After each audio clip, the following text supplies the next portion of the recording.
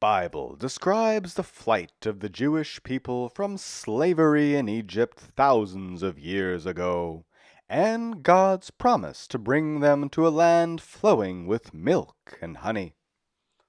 The land of Israel. But with natural climate cycles in the millennia since, one must wonder, does the climate still produce a land abounding with bees and cows? Let's take a look, starting in Jerusalem, the holiest city on earth for both the Jewish and Christian religions, and the third most important for Muslims. Here in Jerusalem, the capital of the state of Israel, we come to a hot summer Mediterranean city with comfortable temperatures year-round.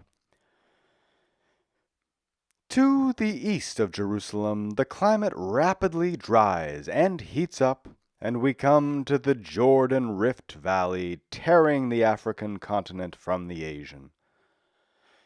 Here on the southern shores of the Dead Sea, the lowest elevation on planet Earth, there's a hot desert climate. Overlooking the Dead Sea on Mount Masada, a few hundred Jewish warriors fought a Roman legion against all odds in the sweaty, steaming desert fortress. The history books proclaim that they committed mass suicide instead of surrendering, but we at Climate Time have our suspicions that they couldn't go on living because it was much too hot. Summers here hit an average of 36 degrees Celsius in July.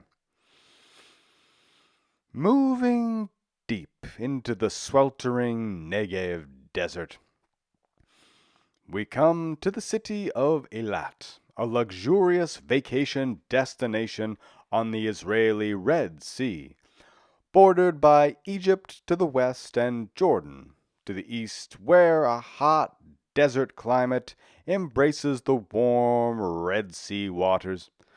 Eilat has only a few rainy days all year, and not a drop of rain in the 34-degree average summer heat.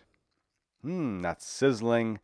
Moving north, we go through the Negev desert to Beersheba, the fourth most populous city in Israel and one of biblical proportions, with the ruins of the Iron Age city of Beersheba standing as a monument to enduring life in the steamy desert. Indeed, Beersheba experiences a hot desert climate, but it is moderated, and compared to Eilat, Masada, and the Dead Sea region, precipitation is higher, concentrated in the winter, when it can rain 7 or 8 times per month. Rainfall in Israel is considerably more common in the coastal and northern regions of the country, so naturally precipitation increases slightly as we move west from Beersheba towards the moderating effects of the Mediterranean Sea, and come to the weather station at Besor Farm, which is moist enough to feature a semi-arid climate, suitable for agriculture.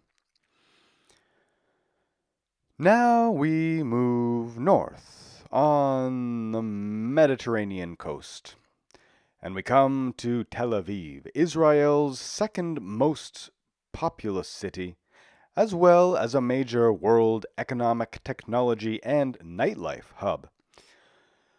Tel Aviv lies north of the Negev desert on the Israeli coastal plain, and like much of this idyllic region, has a hot summer Mediterranean climate, with rains and thunderstorms peaking in winter, and very comfortable springs and autumns. The climate is quite similar to that of the city of Haifa, Israel's third largest city, which lies north on the coastal plain.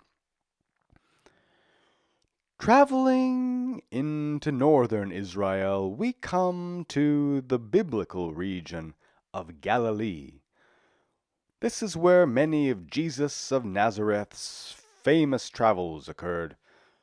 The town of Harashim near Karmiel is the rainiest place in Israel and enjoys a hot summer Mediterranean climate with comfortable and moderate conditions year-round to drink milk, gorge on honey, and perform miracles if you are divinely ordained. Speaking of miracles, the Sea of Galilee to the east is where Jesus was reported to have walked on water, fed 5,000, among other grand feats.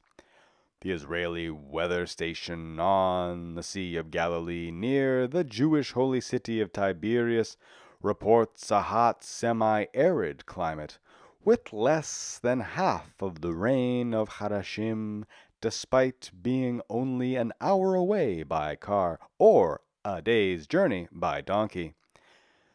This illustrates the drastic differences in climate between the pleasant Mediterranean coast and the harsher conditions of the nearby Jordan Rift Valley in Israel, which is one of the world's smallest countries by geographic size. Now to the northernmost region in the state of Israel, the Golan Heights, which predominantly has a Mediterranean climate, such as that in Merom, Golan, just northwest of the ruins of Al-Qunaitira, which experiences a small amount of snow during its cool winters. Further north, there's a touch of continental conditions with plentiful snow at Mount Hermon ski resort. Skiing in Israel? You're not dreaming, for in the immortal words of the Big Lebowski's Walter Sobchak, State of Israel, if you will it, dude, it is no dream.